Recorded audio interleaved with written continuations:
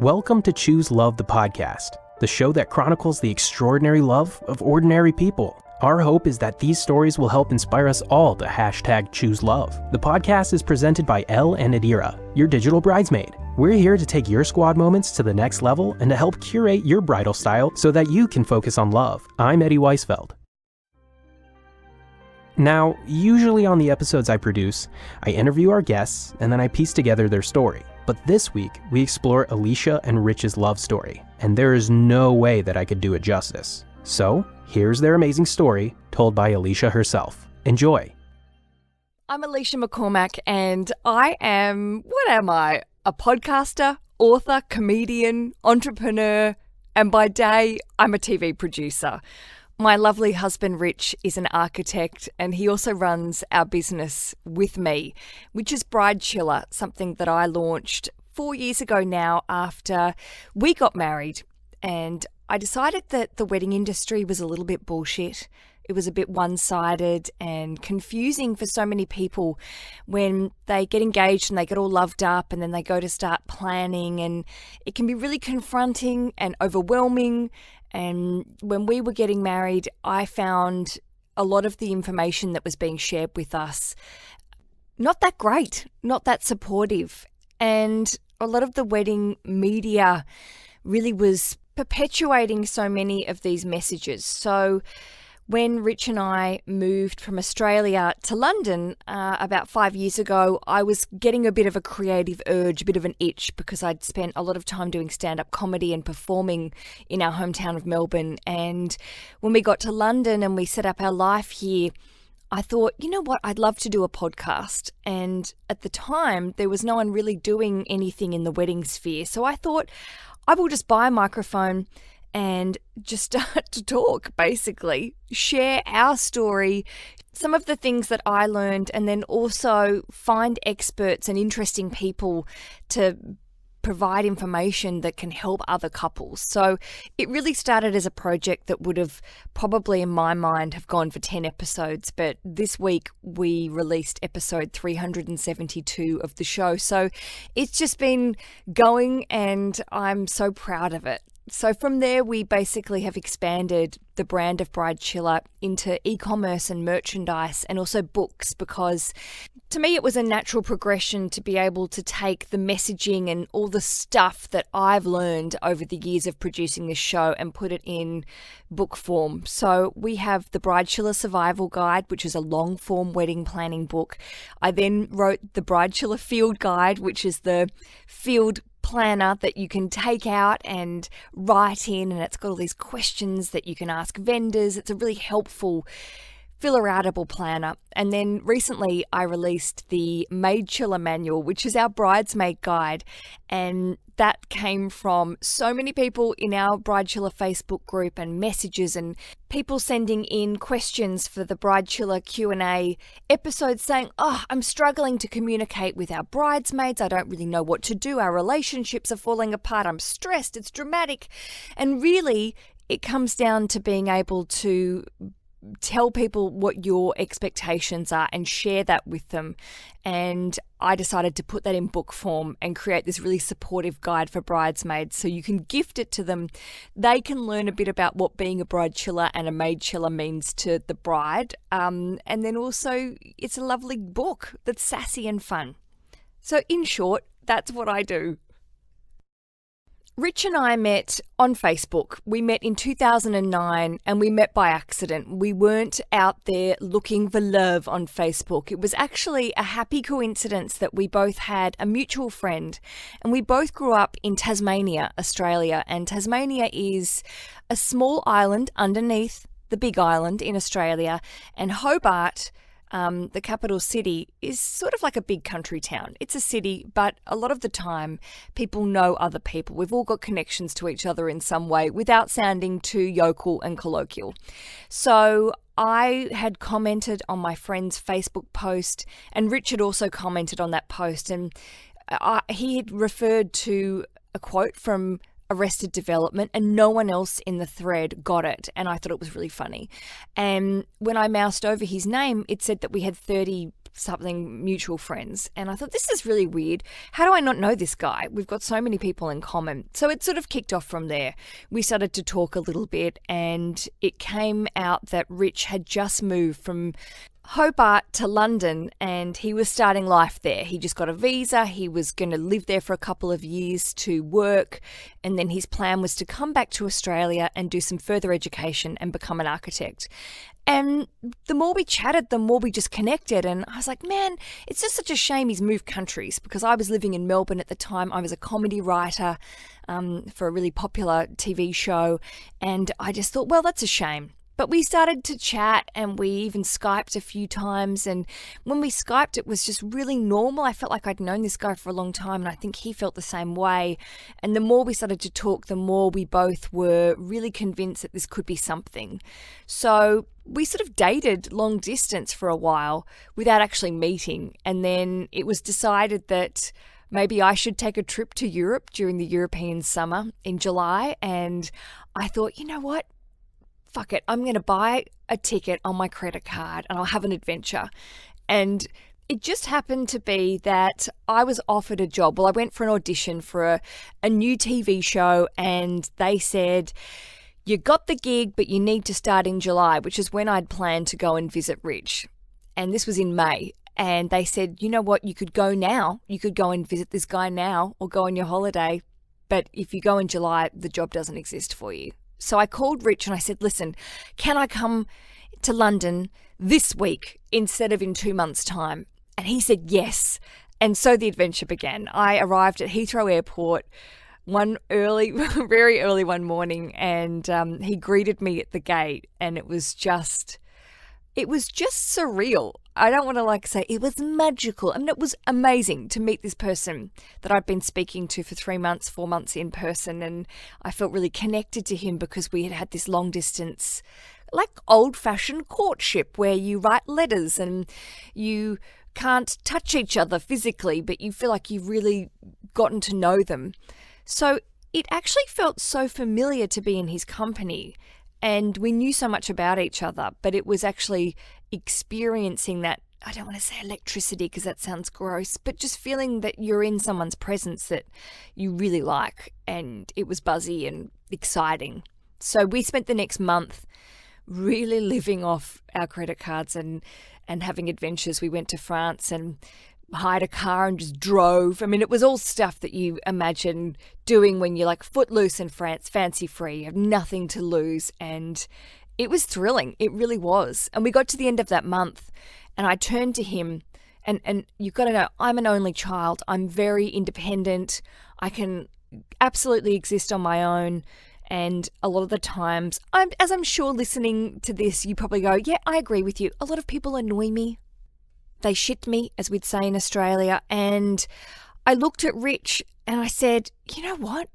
You don't shit me. You don't annoy me. We've just spent a month together and I haven't wanted to murder you. I actually really enjoy your company. And he said, you don't shit me either. So that's our romantic way of declaring our love for each other. And we did love each other. And we do love each other. But it was one of those moments where I was like, man, if you can survive a month meeting your internet boyfriend for the first time and you just feel like this could be the next big thing for you, then something's got to be right. So I got back on the plane and it was really sucky to go back to Australia, but I had this exciting opportunity to experience. So he said, well, now I can't live in England. I've got to come back to Australia too because we can't do this long distance thing. It's far too long distance. So he stayed around for another couple of months to finish up his obligations in the UK. And then he moved back to Australia and we moved straight in with each other. And that was it. So that was 2012. And next week, we're about to have our 7th wedding anniversary. We dig each other. We're idiots. We're fellow weirdos. But he's great. When it came to planning for our wedding, I think we both connected with the idea that we wanted something intimate, we wanted great food, we wanted it to include our design aesthetic that we both really enjoyed, which was sort of modernist architecture, which came from Rich's studies. He did eventually come back to Australia. He went back to university and studied architecture, and now he's a full-time architect. It's great. And we both really like that Mad Men look. We wanted something that wasn't themed, but we wanted to get married somewhere that represented that vibe. So we found a house, an architectural icon in Melbourne, Australia, called Boyd Baker House. It's a really sexy, sleek, gorgeous house that we used to be able to hire it for private events. So we found this house and then we built our wedding around it. And it was a sort of place that didn't require really very much additions to the decor. It was all self-sufficient. You had to bring everything in. You had to bring your own caterer. It was just a place. And I often use my wedding as an example of sometimes things not to do when it comes to wedding planning, because we took on a lot of work, we took on a lot of responsibility, and at the time in 2012, I'm saying it like it's like 50 years ago, but it wasn't really the done thing to hire a coordinator or planner, or if you did, you'd have to be like loaded. So especially in Australia, it's become a lot more of the thing to do now, but I really regret not having someone on board to help us run the day because we'd planned it really well. I'm a TV producer. I am a really good logistics person. That's part of my job. But I also found that, instead of enjoying the getting ready process with our friends, which I did to some extent, but also we were still doing a lot of stuff the morning of our wedding. And I often go back to that and say to my listeners, just invest a bit of money to have someone come in and really help you manage those details and manage the timeline and the logistics so you don't have to do it. So that's the big lesson that I often repeat from our wedding. As I said, food was super important to us. We found a fantastic caterer who really created a menu that was using a lot of local produce, and we found wine and bubbles from places that we really enjoyed drinking. So we invested our money in things that were meaningful to us, and really the concept of Bridechilla and what has expanded into our whole brand and business now, and the ethos, I suppose, even more importantly, is about choosing things to invest in and invest your hard-earned money and also your expectations into things that you actually want, not what the wedding industry, air quotes, says you need, like chair covers or special gifts for freaking everyone. We wanted this to be a really enjoyable day for us and for our guests, and we wanted it to reflect who we are as people and as a couple. So it had heaps of humor.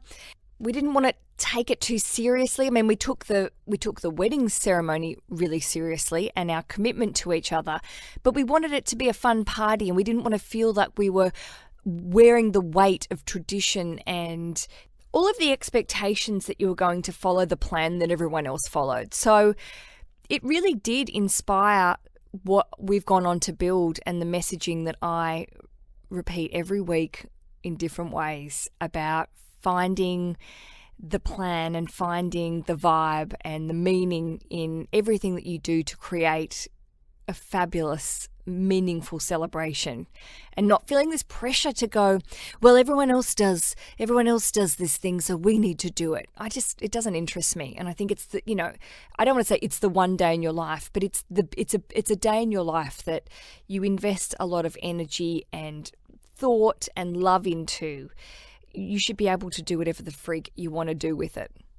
When it came to our wedding ceremony, we took it really seriously. And I often say on the Bridechilla podcast that so many people go, oh, we're just planning the party. It's the party. It's the party. And they forget about how important their vows are and how significant it can be. And also just setting the stage for the rest of the event. If you really put the time and energy into working your vows and the ceremony and making it truly reflect you as a couple, it can really shape the whole event. And the most wonderful thing that happened to us after the wedding was our friends saying, God, we really enjoyed the service. Like we were really captivated by it. We thought it was fun and it was totally you. And I remember saying to Rich, God, that means more than saying the food was great or we enjoyed the cake or the party was fun, because for us, the wedding, and it should be for everyone, a wedding is about standing in front of your family and friends or witnesses or whoever you choose to invite and declaring your love and commitment to this fellow weirdo that says that they love you and you love them, and you put up with all their weird stuff and they put up with all your weird stuff. So really, that's what you should be saying when you're standing up there, whether you're in a church or a park or a beach or whatever, you should be able to say what you feel. And I know a lot of people find it really hard and it feels challenging to open up. And it doesn't mean you need to be smushy, because we are not smushy people. Like, our way of communicating that was through humor, and it really worked for us because I'm a comedian and I think we're both funny people. Rich is quite dry. And then we chose to have our friends do pretty unconventional wedding readings. We had one reading by Woody Allen and another reading by Jerry Seinfeld, and they summed us up really well. So also our celebrant was a lovely lady called Vanessa, who is also a comedian and a television writer, and she's amazing. And she just brought so much energy and put so much effort into writing a wonderful order of service that kept everyone on their toes, but also was just so emotive and special to us. Choosing love every day, what does that mean to me? I think for us, we are not overly romantic people or people that have to gift each other things at every possible moment. And we often, I think friends see us as a bit of, they're a bit killjoy, because our wedding anniversary will go by and we just go, happy anniversary, and that's sort of it. And I think it comes from this idea that I really look at every day with Rich as something that is just a gift, and that even through the seasons of life that we all go through, where you can have ups and downs as a couple, you can feel tired, you can look at your other person and go, oh, if you talk once more, I'll scream. And then the next day you're like, oh God, I love you so much.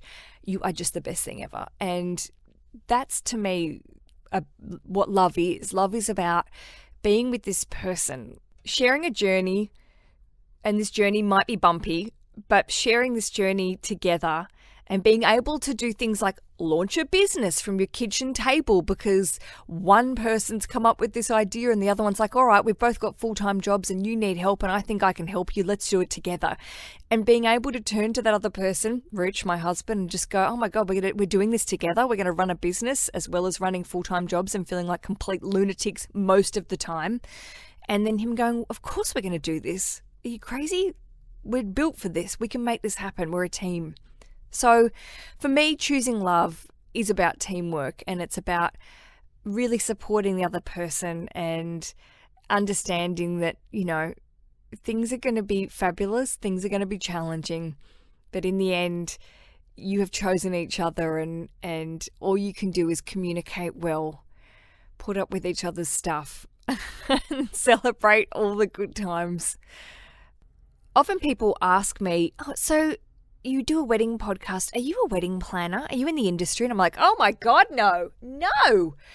I have deep respect for vendors, especially wedding planners and coordinators who just work their asses off to make things happen. And I think if that was me, I'd go full troppo.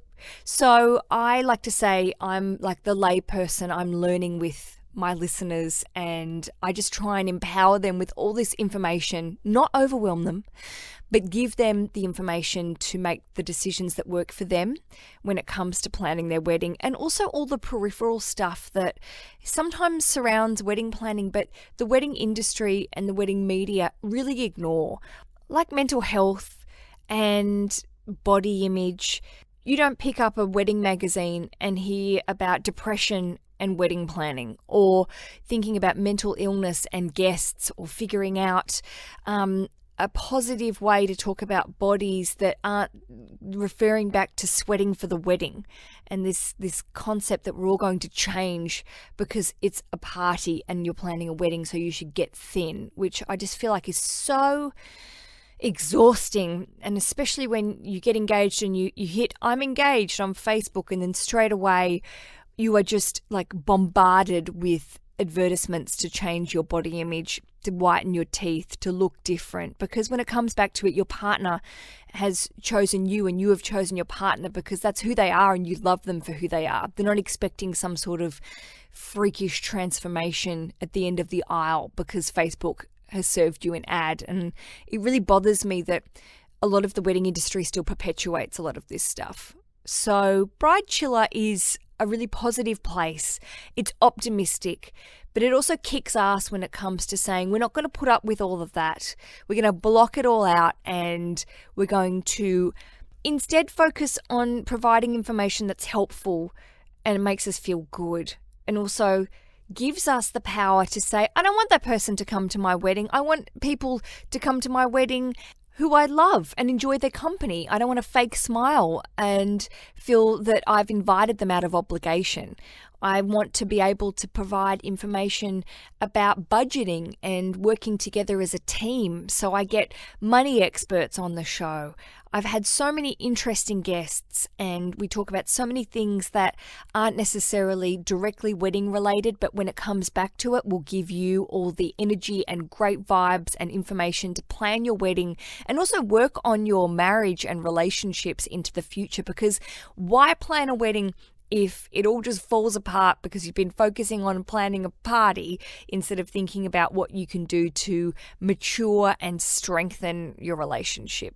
So that is Bridechilla. I would love for you to listen if you are new to wedding planning, even if you're old to wedding planning and you maybe work in the industry and you want a different take on things. I've got so many vendors that listen who have written and said, Aleisha, you changed my perspective on something. And I'm always like, yes.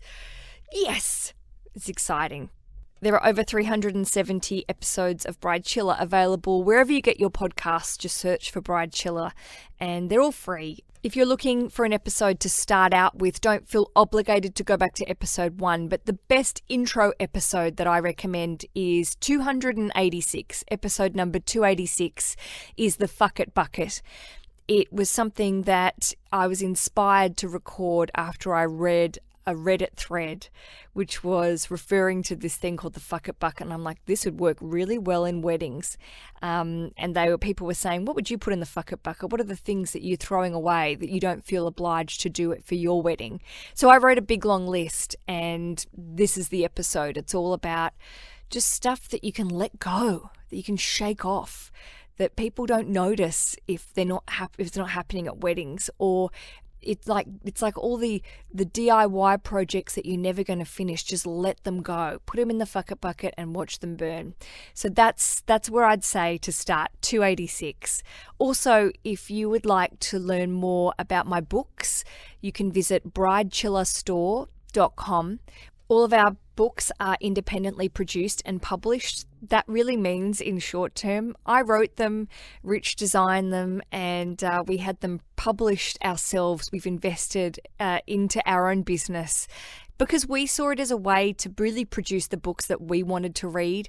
We didn't want to be guided by a big publisher who was telling me to change my wording and remove swearing and that it should be a bit more floral and pretty. So I thought, no, thank you. Let's do it ourselves. So we're really proactive people. We learned very quickly how to do it all. We put it together. We invested our money. We found a printer, and Bob's your uncle. We're now an independent publishing company. So we have produced 3 titles, and you can find them all at bridechillastore.com. So thank you so much. This has been fun. I've enjoyed talking about love and sharing a little bit about Bridechilla and what I do. And thank you so much for including me. And I'd like to end how I end all of my podcasts. And this is actually what our business is called. Happy days. Make sure to check out the Bridechilla podcast. It's available on all major podcasting services. For more information on that show, visit www.thebridechilla.com. Thank you so much to Aleisha and Rich for sharing their amazing love story with us. And again, thank you to Aleisha for telling it so beautifully. This is Choose Love, the podcast, brought to you by Ellen Adira, your digital bridesmaid. I'm Eddie Weisfeld, and thank you for listening.